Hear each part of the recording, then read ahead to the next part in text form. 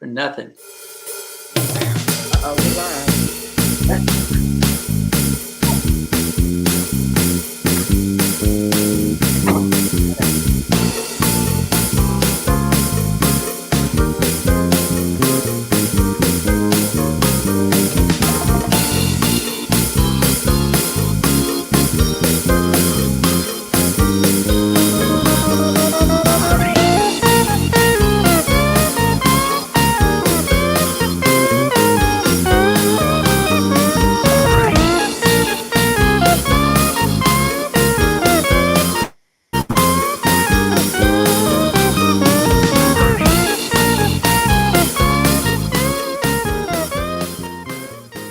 Well, hello. Welcome to Kernels of Truth, brought to you by Progress Kentucky.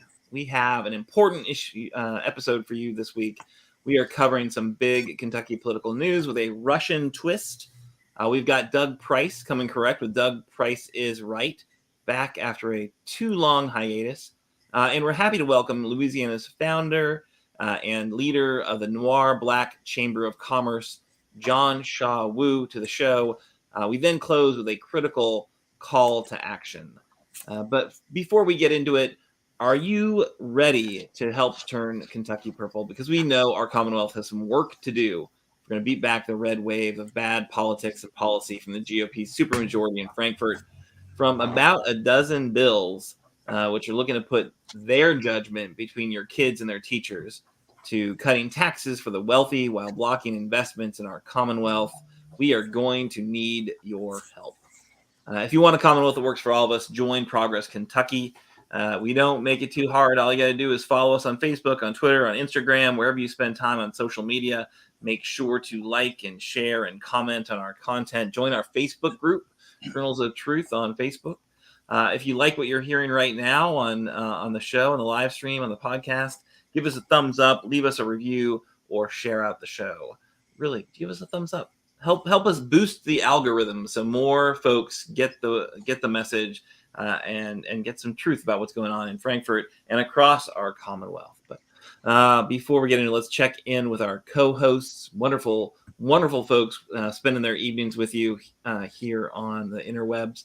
Let us know who you are, where you are, and what does your protest sign say today. So, and if you're watching, go ahead and put your protest sign in the comments.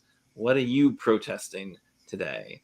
Or celebrating, perhaps. Mine is actually more of a celebration than a protest. So I'm Aaron. I'm coming to you from Childsburg, which is a lovely community on the outskirts of Lexington. And my sign says, "Go, Keturah, go." And I'm going to check in with Kimberly. Well, good evening, and I'm coming to you live actually from Louisville, Kentucky, down in the West End, and the beautiful, beautiful office here of Noir Black Chamber of Commerce. But I've got a protest sign tonight that I think you guys are going to be a little jealous of. I just really think this. And mine is actually the cover of a magazine. And how you like these apples? This is Miss USA L. Smith, who is representing not only just Louisville, but Kentucky. Can you all believe it? Isn't she beautiful? And my sign would say inspire. I think all of us need to get a little inspired right now. Back to you, Aaron. Nice. Absolutely inspired. Fantastic. All right, Doug, how about you? Sure. I'm Doug Price from Harrison County, Kentucky, where we have lots of room for growth and still have plenty of room for privacy. My sign says, I have an actual sign, "Please let the session be over soon." Well, Doug, I got good news for you. They're over halfway to the end of the session now. So let's go ahead and get into the news. I love that Doug is always plugging Harrison County. I hope that the Chamber of Commerce is sponsoring your appearances on Kernels of Truth, Doug, because you are constantly plugging and supporting your community, which is wonderful. Meanwhile, I'm making backhanded comments about my community. So Childsburg clearly doesn't like me as much as Harrison County likes you, I'm pretty sure. Can I just say, I've been holding this up. Yeah, what do you got there, Kimberly? That is, you all are like, okay, whatever. This woman right here, Mm-hmm. this is Black History Month. She happens to be Black, Mm-hmm. and she is Miss USA. Okay, she's not just Miss Kentucky. She won the whole thing. She beat out all the other 49 girls. And I thought you all would think this was a hootenanny, because if you're looking at her, who is she representing? The team I don't like, University of Kentucky.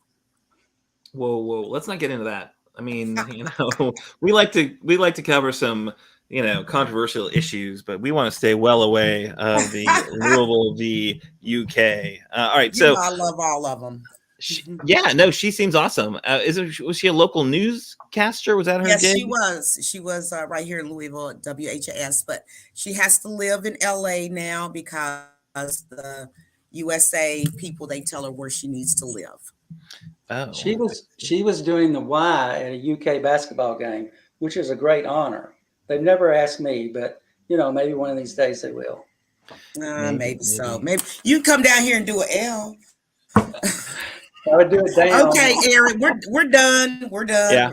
Doug and I, we're done. We're done. Love to them all. They're both wonderful. And K-State, the Thoroughbreds, whatever, mascot and sports ball teams you want to support, like, just do it. That's great. Good on you. But we're talking politics. We only got two teams. We got the red team and the blue team. I hope we're all agreed right here. We are on the blue team. Just speaking for Progress Kentucky, not our guests tonight, not our guests in episodes to come. You can be whatever side of the game, or choose to extricate yourself from that game if you like. So at any rate, I was going to get into a story about a specific bill, right? So we are halfway to sign die, like the end of the session. The 60-day session is past day 30, I think 34, 35. The bad bills just keep coming. Sorry. They're coming at us quick. They're getting kind of more strategic about how they bring them up. The ones that, would kind of suffer a lot of public pushback will likely show up as amendments to other bills or replacement bills. They know how to, get stuff through without the public noticing as much as we might want the public to know, which, as the GOP supermajority has gotten more comfortable in power, they've done more things to make it easier for them to slide stuff through, which is good government there, right there. GOP, that's what they stand for, clearly. But in addition to the time we spent on the multiple teacher gag bills, the utility giveaway bill, more on that later, the anti-LGBTQ kids bills, positive bills. We've mentioned some positive bills, most unlikely to get a hearing. The General Assembly in Frankfurt did actually make some history today. So today they passed a bill to claw back $15 million from Brady Industries. I think it's now called Unity Industries. So we are going to give them credit for that. That's SB 48. Y'all remember Brady Industries, right? The so far failed project to build an aluminum rolling plant in Ashland.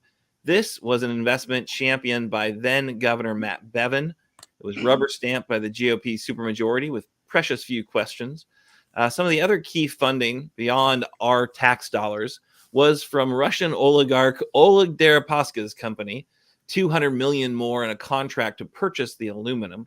Of course, for that to happen, he needed federal clearance to invest in the U.S. again, as he had been previously sanctioned. So this is a really important story. I'm glad they did it today, because obviously those kind of unseemly oligarch investments in Kentucky, that's one of the reasons Moscow Mitch got his name. Stable genius Trump, made that those sanctions disappear. Of course, that was something that Trump was, very interested in doing. Yet the deal still fell apart despite the kind of Moscow bucks. The company now called Unity Aluminum, under new leadership, I think actually someone from Bevin's economic development cabinet is actually heading it up now. still like gamely trying to get this project off the ground. Good luck with that. As much as it would be great to have an aluminum plant in that area, it seems like this is not a great idea. The taxpayers, want to get our money back before it gets frozen in the Biden administration sanctions on Russian oligarch resources, which of course is happening as we speak, as tanks are rolling into Ukraine. That's obviously one of the most, I guess, safest ways for us to respond to that aggression is to put sanctions in place. So I guess there was a moment when it was okay to spend Moscow money in Kentucky. That moment has passed.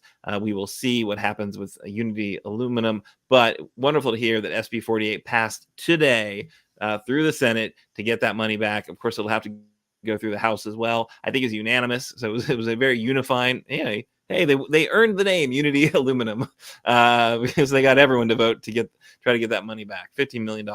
Hope to see it happen. All right. Do you have any thoughts about Brady Industries and this Moscow money into our steel mill or aluminum mill? Sure, I'd like to jump in and say a couple of things. You mentioned about the Bevonites who have been on the board or involved with Brady Industries. One of the guys who was, I guess, up front in the very beginning, Terry Gill, he was a former economic development secretary. And he was the acting CEO of Unity for a while. And now Unity's senior vice president, Nate Henry, is carrying the torch for Unity. And I don't have any figures to back this up, but just think about that. $15 million, people from Russia involved, oligarchs and all that, as opposed to Governor Beshear bringing in an American company, Ford Motor Company, and a multi-million-dollar development in Kentucky. That's all you got to know. Yeah, a lot less fly-by-night. Those Ford investments, you can actually bank on those becoming reality, as opposed to this kind of just grand scheme and seemingly it just always felt a little shady. They spent more on their fence down there than they spent on the actual construction of the facility. Really shady stuff. All right, Kimberly, you want to weigh in here, or do you want to jump into your news under 5? No, I want to stop here just for a second. All right, absolutely. So we're hoping that a bill moves through where this company is going to give back to the taxpayers $15 million, right? Right. And if they don't pay it, what happens? We get all their aluminum. No, I mean, it's a long shot bill, because I think if they, most definitely, but they are pulling together their, financing. They're still, Bevan's leaders, Bevan's former leaders are actively involved trying to pull this deal together. But of course, that's a little bit, the fact that I think they've got till March or something like that to finalize their investments. And there's some interesting quotes from some of the leadership saying that, we've been read in, we can't talk about it through because of non-disclosure agreements, but we're really hopeful that this deal will actually, come to fruition and the plant will ultimately be built. So, we'll see. Fool me once, shame on you. Fool me twice, shame on me, right? So I think it's highly unlikely that A, Unity Aluminum will ever happen, or B, we will ever get $15 million out of the company. But, the principle, I think, is well worth the vote. That's for sure. Well, my sources are telling me that all they do is just argue all the time and nothing gets done. I want to jump in here on one other thing. Several months ago, I did a segment on this Brady Industries thing, and I didn't go back and look at the exact figures, but there were young people who signed up to go to a 2 to 4 year community college program where they were guaranteed jobs when they graduated from that program, $60,000, $80,000 a year jobs, and then nothing all that just went away. Yeah. A lot of just disingenuous, really shady behavior from the folks who are putting this thing together. It's remarkable. I think Doug, you nailed it, earlier. The Bevin administration versus the Bashir administration, night and day in terms of how serious they are about, their efforts and what they're going to get done, I believe that, and I just think it's a pipe dream, so to speak, or what you want to call the cold dream.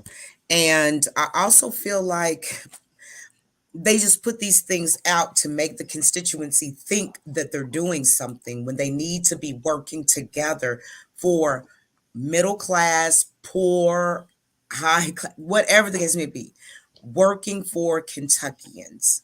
That's why they're there, period. And we're probably not going to get $15 million, but they need to find another way to do $15 million.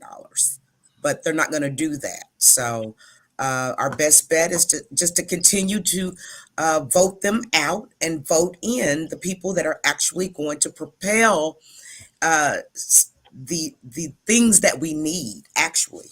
I mean, that's the only thing we can do. This is an election year, and I'm just going to say vote, vote, vote, vote, vote.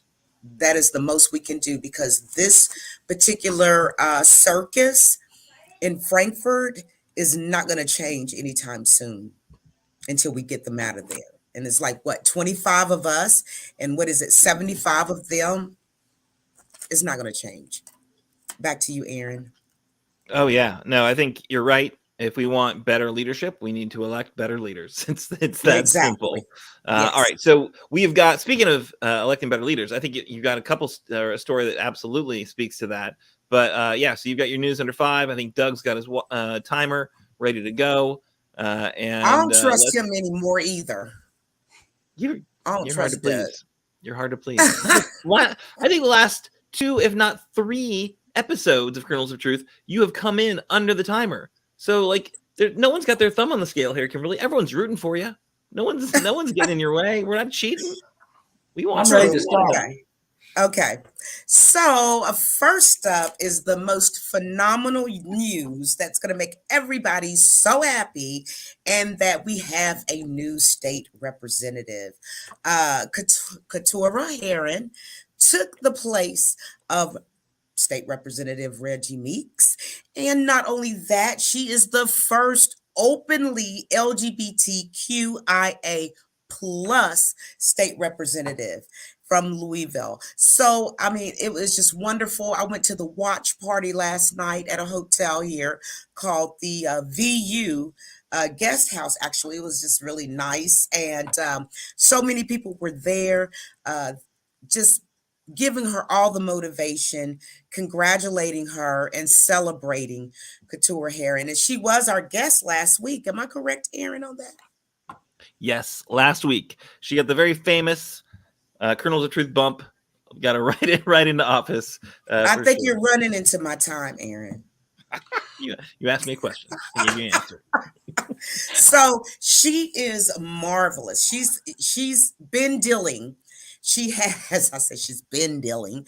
She has also been to Frankfurt many, many times, going across the aisle, trying to make some things happen. She was with the ACLU.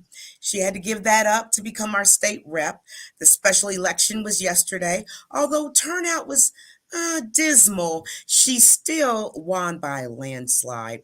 Only 100 and something votes for the Republican, and over 1,900 votes for Keturah. And also her partner was just as happy, and Miss Hannah Drake was there. Her mother just had tears of joy. It was a beautiful, monumental moment for all of us in Kentucky to have her. And we know she's going to do a good job. Okay, second of all, I'm just going to run through some things that are going on in Kentucky. First of all, right here in Kentucky, we always do it first, right? The Louisville neurosurgeons marvel at the first ever recording of a dying human brain. And you say, well, why is that news? Because they had to go through a lot of hoops and loops and whatever you want to call it to try to get that done. And now it is recorded in history. Kentucky once again on the map. Second of all, Trump says that Putin is a stronger leader than President Biden. And you know what I think about that? And I think everybody out there is like, who the hell cares? Exactly. Next on the agenda is the Lexington Legends. In Lexington, they took the time out to honor and celebrate many of the athletes that were Black and to celebrate them in Lexington. I think it was wonderful and great. They're doing something like that here also in Louisville and Bowling Green, I do believe. So that's my news in 5. I mean, like, what's my time? What's my time? Oh my goodness. 3 minutes and 19 seconds. Oh, and he took like 30 seconds of it. So I still got some more time. Like, what do you all think about? There is now a recording of the first time in history, there is an actual recording of a dying human brain. I don't know.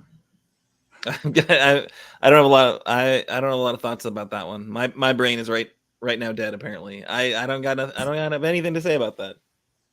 I just like the fact that, you know, everybody can look at us, that we're on trend, that we are setting the bar for the rest of the country, internationally, matter of fact. And one more thing I wanted to tell you, right here in one of our most impoverished areas of Louisville, right here in Jefferson County, which is called West Louisville, today was a great press conference, and our governor was here in Louisville today, and with a partnership with Goodwill Industries and Norton's, they're going to be spending between $70 and $100 million to have something called Opportunity Campus, and also they're going to have a full-fledged hospital.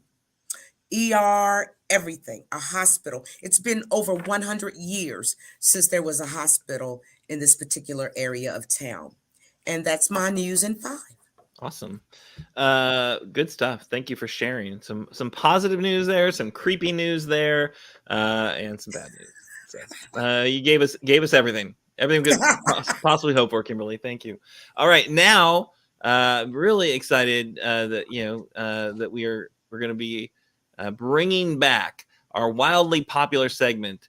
So popular, it gets its own theme song. That's right. Doug Price is right. This week, Doug is doing his fact-festooned deep dive into the behind-the-scenes spending spree in the General Assembly. Let's cue up that theme.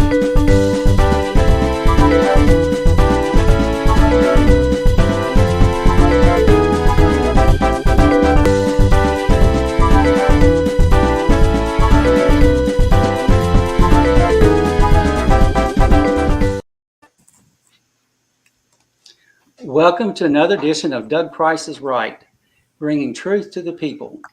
Tonight I'll be talking about money and Kentucky legislative politics.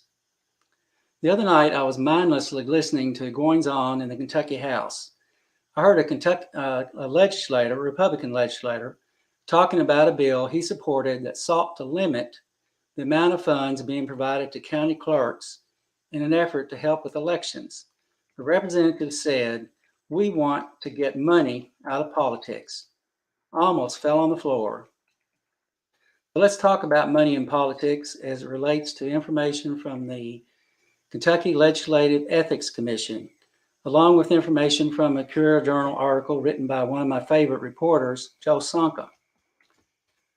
For the period from January 1st to the 31st of this year, companies spent $2,397,745.38 to lobby legislators.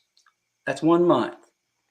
You can download all kinds of information from the Legislative Ethics Commission, but what you can't determine is the name of the legislators who were lobbied. Doesn't that seem like a bit of information one would need?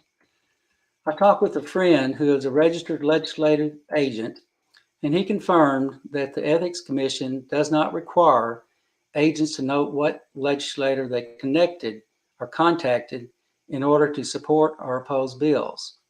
During the session, lobbyists must report the names of the companies, organizations they were paid to lobby for by the bill number monthly, and after the session every 3 months only by the topic they lobbied. I chose a bill that garnered some interest and attempted to follow the money.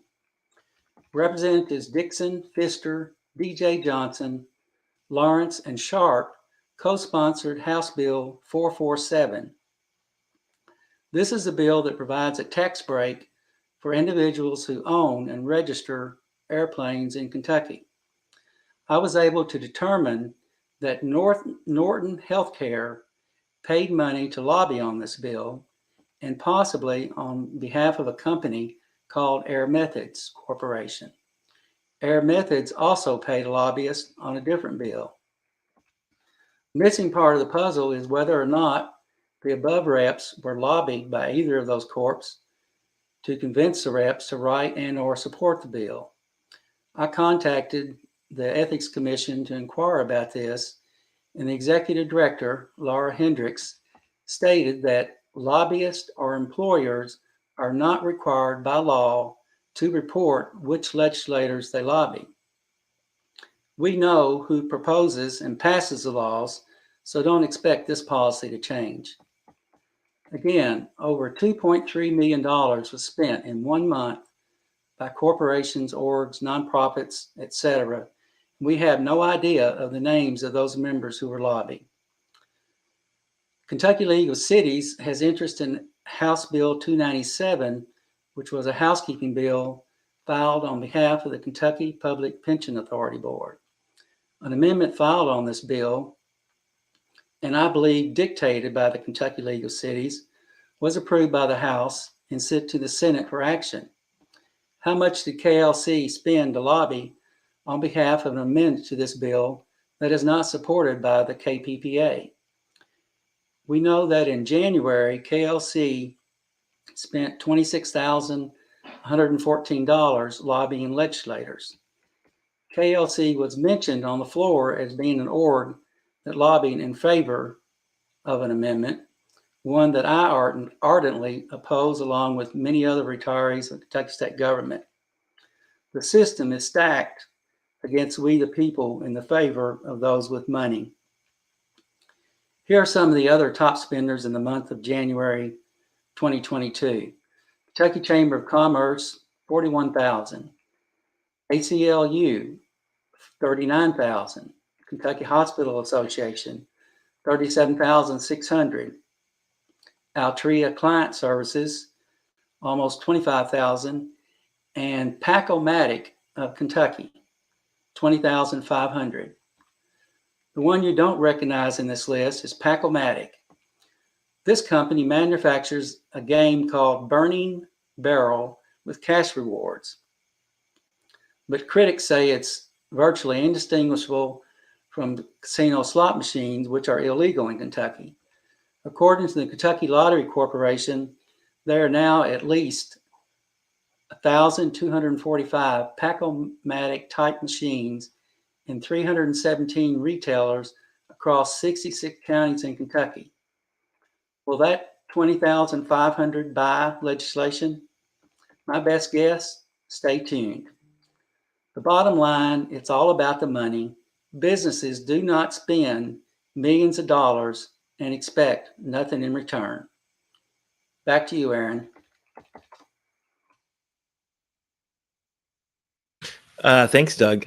Some big figures, clearly some significant investments are being made behind the scenes in our legislature to seal the deal and win the day on the bills that these guys are carrying for them. So really, and I think it's pretty clear that our part-time legislatures are not doing the heavy lifting on a lot of these bills, right? I think the quotes, and if you hear them talk about the bills, it's rare that they have put a ton of scrutiny. Some of them have expertise they built through the years and are really passionate about what the issue areas they work on. But a lot of times it just seems really clear that the kind of right lobbyists got to the wrong legislature and legislator, and just, they're putting it forward solely because of, who asked them to do it, not what that bill would do. All right, so I think we are now really excited to have our guest join us. Hopefully, ready to go. We've got a really, I think, an interesting. We're kind of taking a step away from the activism and politics and into kind of some other ways that folks can have impact in their community to make things better across our Commonwealth. And to have that conversation, we're going to bring on John Shaw Wu with the Noir Black Chamber of Commerce to hear a bit about him and his work there in Louisville. And I think the Noir Black Chamber of Commerce is more of even a national organization as well, but some really firm roots there in Louisville. So, John, thank you so much for joining us this evening. Yeah, Aaron, special thanks to you and Kim and Doug for asking me to come on the show. And so, I'm happy to come on and talk about Noir Black Chamber of Commerce. Kimberly Cecil Jones is actually a member of the chamber. And so I'll try to give you the quick kind of background on the chamber. So Noir Black Chamber of Commerce was launched in late 2019. It's the byproduct of a previous organization that I started at the beginning of 2019 called Noir Black Social Group. And so around that time, I was sitting on some bank boards and city committees, and I realized that there wasn't a platform for Black entrepreneurs and small Black businesses to be able to come together and to learn best business practice education. And so I reached out to a couple of friends who had businesses. They are not your traditional Chamber of Commerce members. They are, salon owners, lawn care service company owners, and so on. And so we began to meet on a monthly basis. And each time we met, we had a different speaker who would come and give a speech on different types of business education. It could be on marketing, it could be on hiring, and so on. And so the group started to grow, and it was growing in a good direction. And so I did a little bit of research, realized that there used to be a Black Chamber of Commerce in Louisville, but it just kind of dissipated. And so I went forward with establishing Noir Black Chamber of Commerce, not knowing that it is the only Black Chamber of Commerce in Kentucky. And so with that, we began our mission in trying to work with Black entrepreneurs, small Black businesses, and trying to set up their companies the right way, making sure that they have completed every single step of the process that will allow them to grow. And so with that, we've been able to help businesses get registered. What we try to do is do mentoring. We try to give each of our member a strategy session in regards to growth, marketing, connections, and so on. In addition to the chamber focusing on small businesses and entrepreneurs, we are unique in that we are a certified CDE, a community development entity under the U.S. Department of Treasury.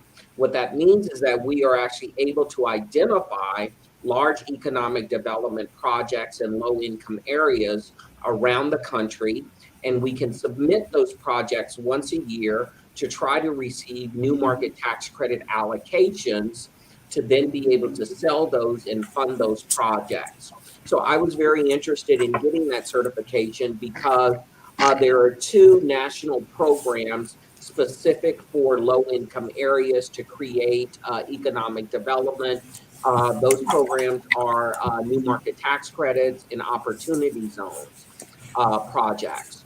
And so those two projects have not yielded the results that were intended, meaning that they were supposed to go into these low-income areas, hire people in those neighborhoods, and help revitalize the neighborhoods. What has happened is the projects have become more beautification projects. So I wanted to make sure that I could identify projects that would create that would create jobs in low income areas. So if you think about the chamber, just think about the chamber split in two different categories. One is focused on members, the other side is focused on economic development. Now, going back to the member side, so the chamber is focused on moving Black America forward through the creation of innovative programming that will lead to economic and social mobility. So when they were protesting Breonna Taylor and George Floyd's killings, I was sitting at home trying to figure out, how does Black Louisville and Black America recover from this? And so I remembered that in 2017, I sat on a city committee called Resilience. The city had received a grant from the Rockefeller Foundation to bring together a group of collaborators to look at all the shocks and stresses of the city and to create a roadmap on how to recover from these particular issues. So a shock could be COVID. How do you deal with it? How do you recover from it? A stress could be too many jobs open and not enough people to fill those jobs. So when I thought about it, I realized that we had completed, I'm sorry, we had completed the actual roadmap. And so I wanted to revisit that, to look at that roadmap to see if there were any issues or were there any categories that we could identify and create a roadmap for Black Louisville. So we identified 10 particular pillars that we're focused on, that we believe that if we could create strategic programming around, that we would be able to see immediate changes in the lives of Black Americans. So the first four pillars are focused on business education. So how do we create programs to assist the Black entrepreneurs to start, small Black businesses to grow, medium-sized businesses to sustain through federal contracts, and then how do we help Black corporate professionals rise within their organization? The next six pillars are focused around community, which we consider root causes. So for years now, the federal government and nonprofits have been putting money towards symptoms, but they haven't been addressing the actual root causes, which if they did, it would eliminate all of the symptoms. So with that, we identified the first pillar, which is focused on Black community trauma. So there is no national Black community trauma platform where Black Americans can learn how to identify, work through, and move past trauma. The next pillar is focused on moving our Black teens towards higher professional careers. So how do we move them towards becoming doctors, lawyers, engineers, business executives? The next pillar is focused on how do we capture those non-college bound Black teens and move them towards job training and apprenticeship programs before they get lost in the system after they graduate from high school or they receive that GED. The next pillar is focused on welfare reform. So how do we bring entitlement recipients? I'm sorry. I don't know if you can still hear me, but how do we bring entitlement recipients to the table with lawmakers to say entitlement recipients need the option to either enroll in a 2-year college for free or enroll in a job training program. So as they graduate and make more money, then their services are dwindled down, not them going out and getting an $8 an hour job and immediately they cut their child care and their bus fare. So what has happened is that the welfare system has created generational poverty, and we need to eliminate that through job training and college programs. The next pillar is focused on home ownership. So how do we move our Black families towards home ownership? So our chamber has created an 11-step program where we walk our clients through the process that leads to home ownership. in regards to connecting them to a credit repair company, connecting them to the city's down payment assistance program, also enrolling them in an online HUD certified program where they receive a certificate that will allow them to apply for additional funding. We pair them with a real estate agent and an insurance broker and so on. The next and final pillar is focused on how do we connect Black talent to corporate placement? So how do we connect corporations to Black talent? So we are currently working on an initiative where we have realized that in order to change the landscape of Black America, we need to invest in our Black teens, ages 9 to 24 years of age. So the Chamber has begun establishing Noir Black business clubs on university campuses. So we have established our first club at the University of Louisville, and we have commitments from Kentucky State University, Bellarmine University, and we've recently connected with 83 universities across the country. The premise of these clubs are actually to teach business education earlier and to teach business etiquette and so on. The clubs would be led by students on the campuses. And it would be tailored to education that they want to learn about.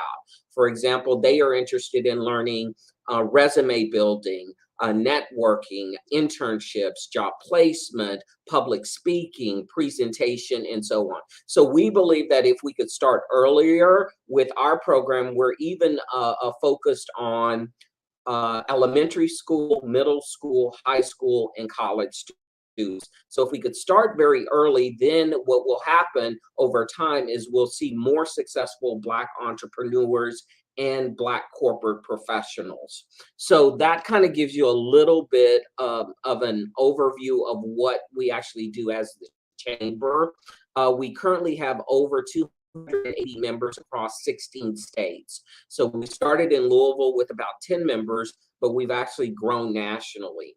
And so what we try to do is all of our programming, we try to create on a national platform so that people around the country can participate in what we try to create. So, yeah. That's fantastic. And that was just the introductory question. So yeah, John, you clearly are very passionate about the work you're doing. It's a lot. The pillars and programs sound very impressive. You know, I think that it's wonderful to hear because the need is absolutely important. I found some just statistics from the Brookings Institution talking about there are 124,000 Black businesses, which accounts for about 2%, just over 2% of the employer businesses in the country.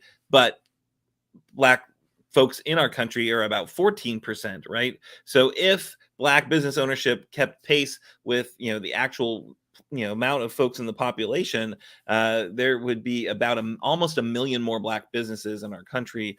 And currently Black businesses bring in an average revenue of about $1 million compared to about $6.5 million for non-Black businesses. If Black businesses increase their average revenue to the level of non-Black businesses, it would actually increase total revenues from those Black businesses through those Black businesses by $676 billion. So, the amount of, economic activity that, groups like yours could be inspiring or helping to inspire and grow is really staggering. And I think, I'd love to hear your thoughts about, the links between kind of civil rights and kind of the economic change and social change and how those two things are inextricably linked and kind of your commitment to helping level the playing field. Yeah, so what I would say about that is I kind of get the feeling that the federal government and a lot of entities are kind of rushing the Black population towards starting businesses and so on. But what I would say is that, and I usually just tell people just straight out that, based on my experience, what I've realized is that we as Black people are not great at business.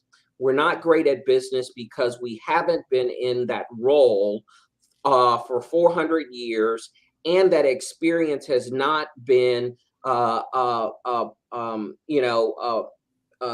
handed down from generation to generation, from family to family, like white families. So what we need to do is start from the very beginning in regards to learning business. So we have to understand, how do you set up a business? How do you grow your business? And so what I find is that, yeah, it's very easy to start a business. You can do it in less than 15 minutes on the Secretary of State's website, but you don't have the infrastructure to learn how to grow that business. And so what I find is that it's very difficult to get adults to learn business education. So that's why my chamber is moving towards the younger population and trying to get them involved in business education, because they're in a learning phase. So what happens is, as they grow, it becomes second nature to them. So what I would say is that we need to learn business education before we move into those next pillars. So that's why you see there's not enough Black businesses out there, but we have to start the process of learning so that we can eventually grow, get there and have more successful businesses, because business is different now. In the older days, when, parents worked for 30 years and then they retired. They said they wanted an ice cream shop. They took out their savings and they opened up the ice cream shop. These days, individuals want to open up businesses without any resources.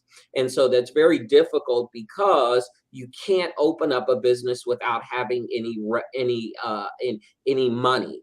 You have to buy business cards. You have to have a website. You have to register your company. You have to have insurance and all of these. So what I find is that once you go through all of the preliminaries of what you really need to start a business, sometimes it really scares people because it's a lot that they didn't really think about.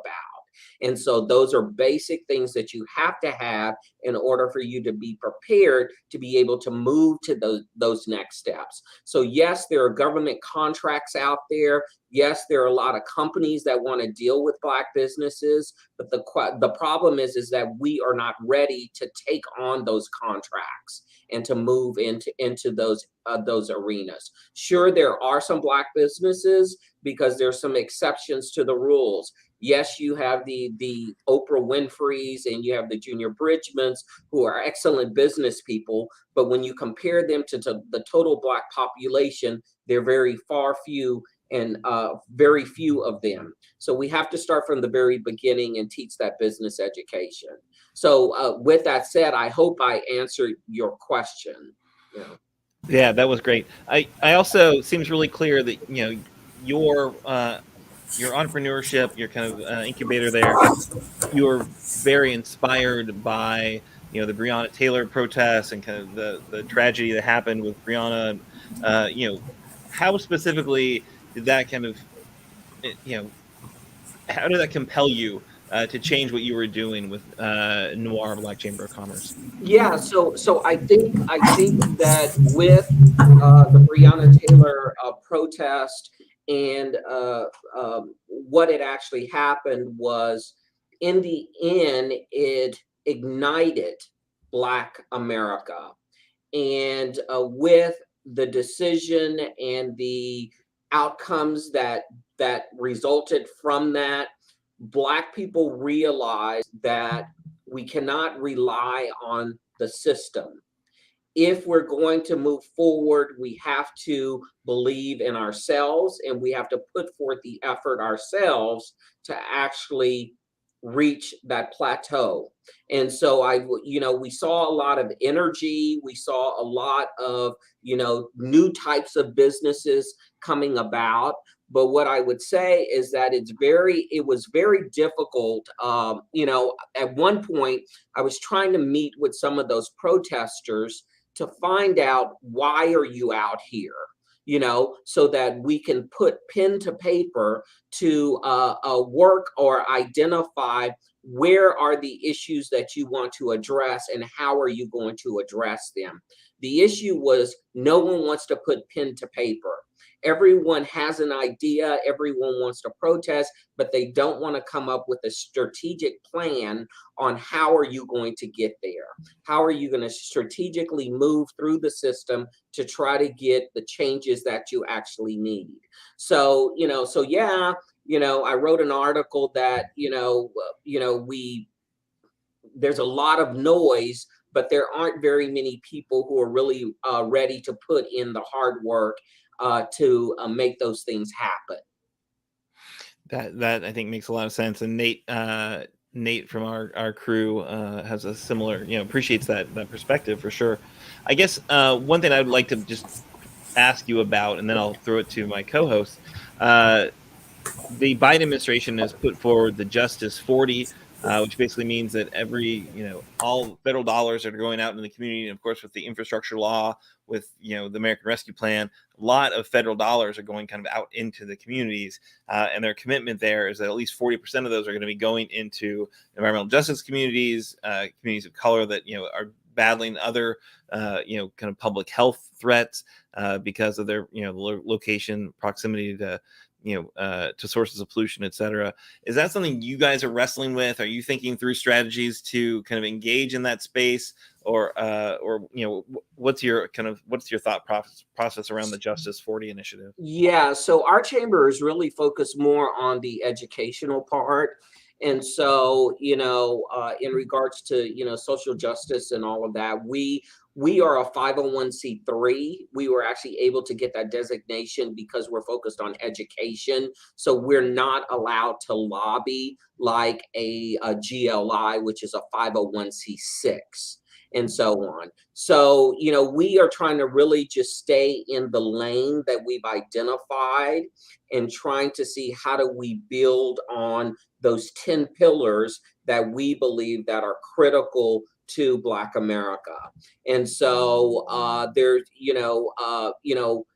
within those 10 pillars, a few things that you didn't hear anything about hunger and so on. Hunger is a symptom. The disease or the root cause is, why are you hungry? Is that education? Is that mental health? You have to figure out the root cause first, be able to in order to address that. And so, so we're not really kind of focused on that. I will say that with the rescue plan and all the funding that was released for to try to support businesses and so on, I think those funds actually, and this was my opinion, was I think more Black businesses closed than they were saved. And I realized that because there was such a rush to just get money out and to get money out to anyone. And so there were no stipulations. There was no requirement of confirming that they knew how to manage these dollars. And so if you give them money and they don't know how to manage the dollars, then what happens is they spend that money and then they owe that money back. So what I found out at one point, I was wondering to myself, is this the biggest Ponzi scheme that was going on? They're giving out all this money. Of course, you're a small business. As you're a small business, everything is tied to your social security number. Even if you have a tax ID, you have your tax ID number or whatever. And so you have to pay that money back. So for me, I thought that, yes, they needed to get money out, but the second round, they should have put some stipulations on requirements that they know that people know how to manage this money and so on. And so I've had conversations with, my thoughts with the city was you need to require anyone who gets funds from the city that once a year they have to go through a financial education course so that they know how to manage those dollars, because I see that they give out funding, and next thing you know, the next month or two, the company isn't in business anymore. So those are kind of my thoughts on that. Great, thanks, John. All right, so Kimberly or Doug, question for John? Sure. I have something that I would like to ask. I wrote this down, and you may have answered it already, but um, I just want to say it has to be gratifying to start with an idea and then build into something that I think you said you have members from 16 states Hmm. and 280 members. My initial question was going to be, have you looked at trying to create subchapters or whatever you might call it in the Lexington area or the Northern Kentucky area? But you may be looking at people who have joined from those areas as a part of I guess, the bigger organization. Correct. And so what I would say is that, what we try to do is market into those particular areas because we as the entity create the programming online. So we don't really need the chapters because the education is where they could just log on and get that and so on. So if you could imagine just going to our website, there's a calendar, and every day there's a different speaker that's talking about community trauma, or they're talking about education, all of these different things. And so that's what we're trying to create in addition to those other pillars. So yeah. Well, I have something to say to Mr. Shawu that this is Black History Month, and it's the last week of Black History Month. And I thought that we would go out with a bang because Mr. Shawu has developed this program, this chamber, and it has greatly given all of us that are involved education, ideas to be more creative. And not only that, he challenges us as well and holds us accountable, which is always key. So to me and to so many other people around this country, they really, really think of John Shawu as a hero because this is something that was totally needed. Yeah, I need a What? raise, John. Yeah, I need a raise. I don't No, I don't seriously. know about that. I don't know about that. So Yeah. I do communications, community ambassador, and I'm also John's executive assistant. So no, but honestly, being very, very transparent with you, it's true what I'm saying about him. He cares. And you don't you don't run into people like that really care and want you to win. Like he'll take you by the hand and yank you. Come on, you can finish. You can cross the finish line just a little bit more. Come on, come on. And I like that about him. And he's he's sharp. My Uncle Kenneth even said that. He said, "Oh, John Shawu, he's sharp. He knows business. He's from Houston." And one of the other things that Mr. Shawu didn't get an opportunity to say is that yes, Black members that are ADOS, and I think we talked about that one time before airing on the show. ADOS means African descendants of slaves. That would be myself. But also, there is another part of the chamber called Friends of the Chamber. And that's where everyone that's not ADOS can also join, get information, lock arms together on what we're doing to help their endeavors as well. So those are some of the things that I really enjoy. Plus, we're having an event coming up on March the 24th. And John, he didn't tell you he was from Houston, Texas. He didn't tell you that he writes articles for magazines. He didn't tell you that he's been featured so many times in Business First magazine and so on and so forth. So that's my spiel about John Shawu. I think he makes Kentucky better, not just for us Black folks, but for everyone. That's wonderful. Yeah, I buy that for sure. So Kimberly, thank you. John, thank you so much. Any final thoughts you'd like to leave our viewers with? No, I would just say, as Kim said, we have non-Black members they receive the same services. And so, for me, success is movement. And so if you could put forth effort is success. Even if you don't get it, at least you've put forth that effort, you've learned from it, and that gives you a roadmap to use what you've learned for your next, venture and so on. And so, if there's someone who needs help, I'm always there, and, so you can always reach out to us at, Noir Black Chamber of Commerce. I'm sure Kim will give you the information. And, I'm all about, Kentucky and trying to see how we can make the state grow. Currently we're losing more businesses than we're attracting. We're losing more talent than we're attracting. And what's unique about Kentucky is we're in the right position within the country where we're located. And so the living here is still affordable. And I think that it's a great place to live. We just need to increase our middle class. And I think that's one of the issues, is that we don't have a large enough middle class. And so I'm hoping that, our legislature will look at eliminating some of the taxes in so that we can compete with Tennessee income taxes and so on. So we can compete with Tennessee and Texas and all of those states that are gaining so many companies while we're actually losing them. We also have to figure out our retention problems. Louisville has a retention issue. We graduate a lot of students, but they leave here. So the question is what is missing?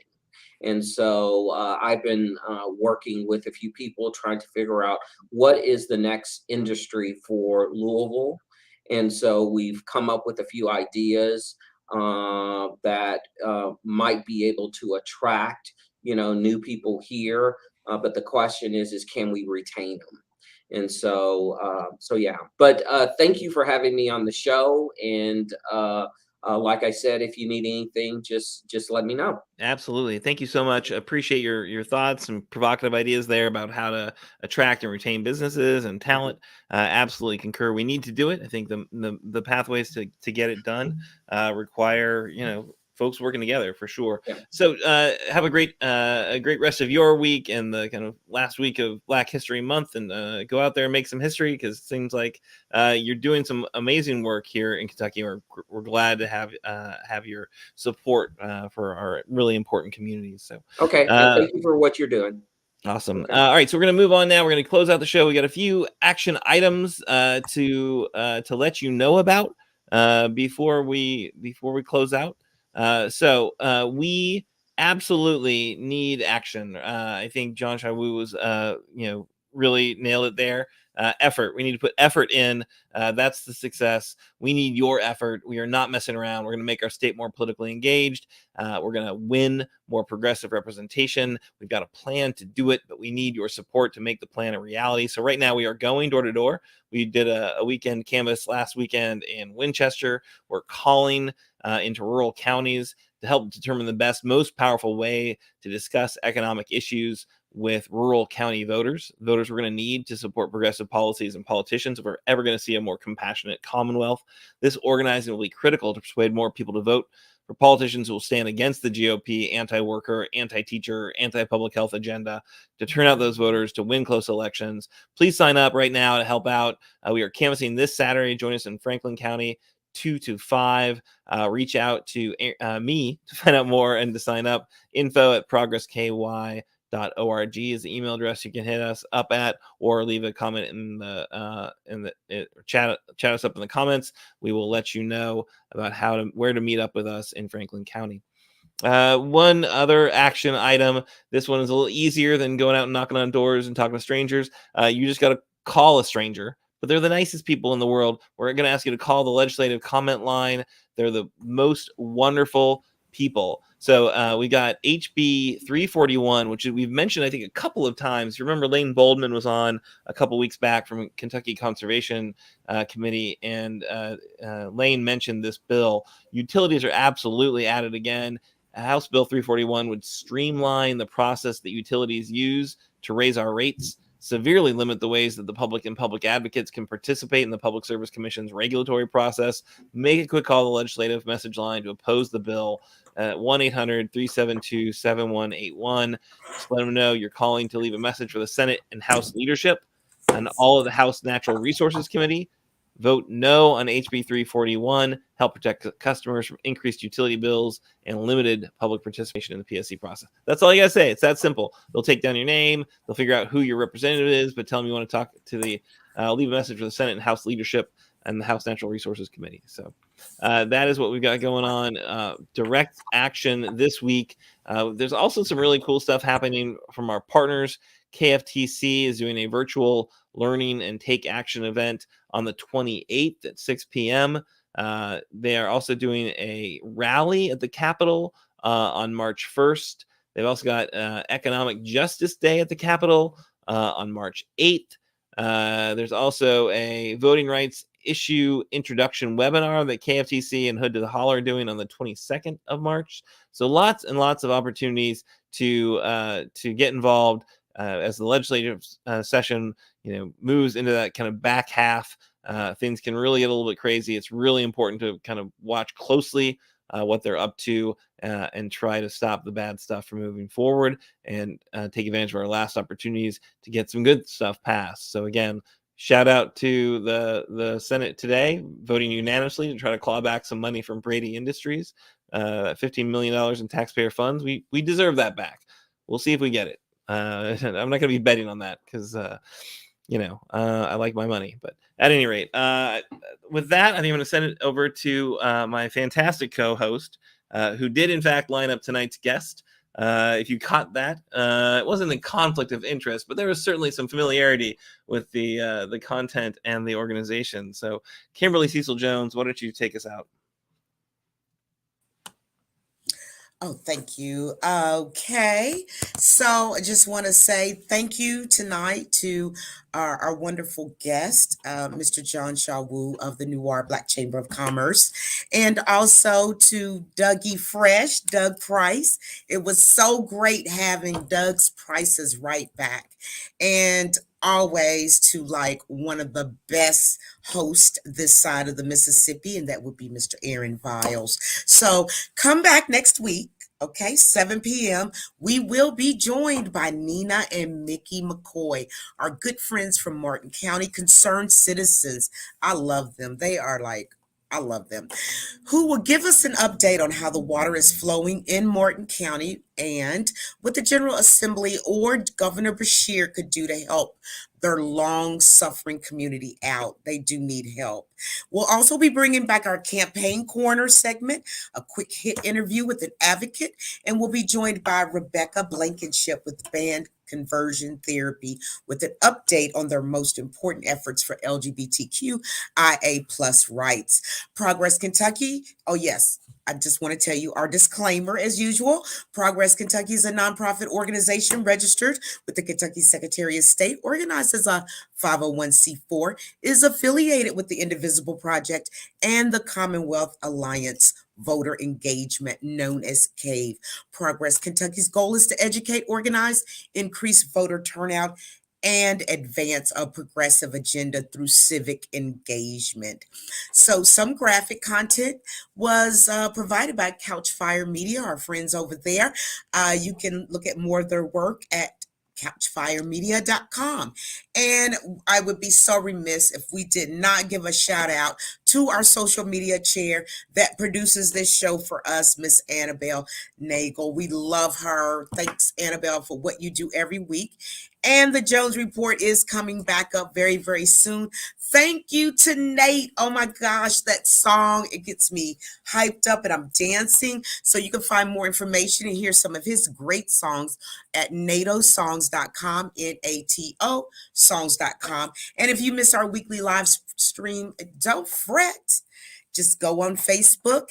You can rewatch the shows and see our source links underneath in the comments, or you can listen to our audio podcasts, which are available on Apple, Google, Spotify, and wherever you get your podcasts. So everyone, you know what I'm going to say. Do something nice this week. It doesn't cost you anything to have a smile for someone.